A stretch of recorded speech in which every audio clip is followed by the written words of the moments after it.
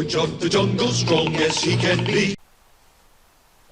How come the appraiser says that the square footage on my house is so much different from what I figured it out to be? Well, welcome to thecreditjungle.com today. This is a sequel from, I'm in my son's house, who did a fantastic job of finishing an upstairs that was totally unfinished prior to this. This home was originally built in 1889, and we're just going to go through it a little bit, but I've got a tape measure in hand here.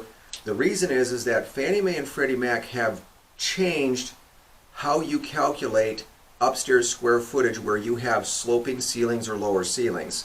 So just to kind of abbreviate things a little bit, and I'm going to put a link up where you can see the whole announcement that came out from Fannie Mae. The bulletin's about a month old, but I wanted to use this house as an object lesson. So the main floor square footage here, Jason, around the perimeter of the house is you're a little over 1,000 feet. Okay. So we've got 1,000 feet on the main floor, and then what it says is that for ceiling height, you have to have a minimum ceiling height of 7 feet.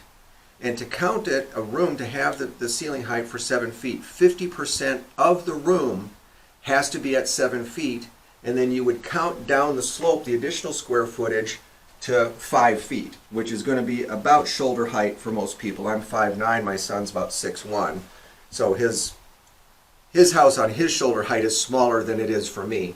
But we always used to use shoulder height, and now they've basically said, nope, it's 60 inches. So very interesting here, and I'm going to walk through the house a little bit here.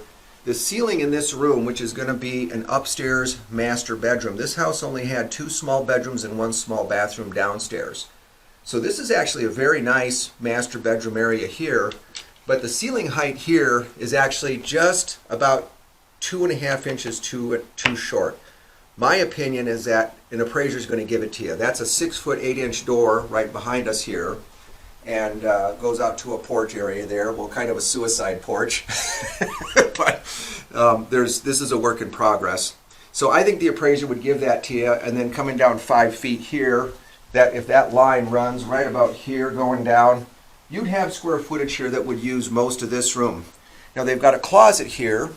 And this area could be used for, a closet. It could be a sitting room, maybe for a baby, put a crib in here. My son's got a newborn, but they don't have the heat up here. It's not all finished yet, so they haven't done that.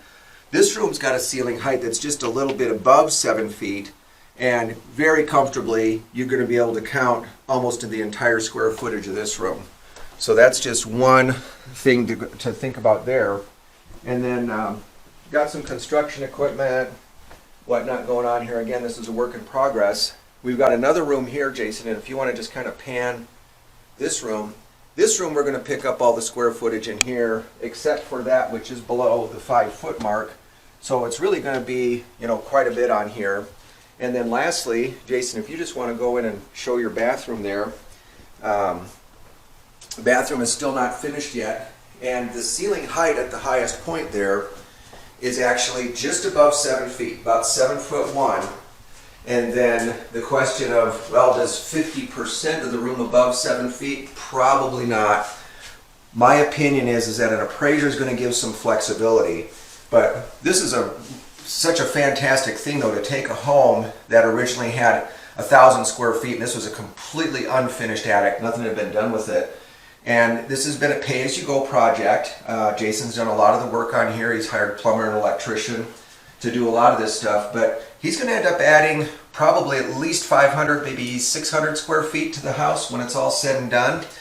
And the beautiful thing about that is that it's gone from a 2-bedroom, 1-bath house to a 3-bedroom, 2-bath house. So it'll be very interesting to see how much, when he finally sells this, he's going to be putting this home on the market sometime later this year. I think he's going to double his price on it. Part of that's going to be market appreciation, but I think a lot of it's going to be adding the square footage. So anyway, thanks for coming into thecreditjungle.com today. This is George Anderson. Remember, you can push button, get mortgage professional, and I'd love to talk with you about your situation. Have a great day.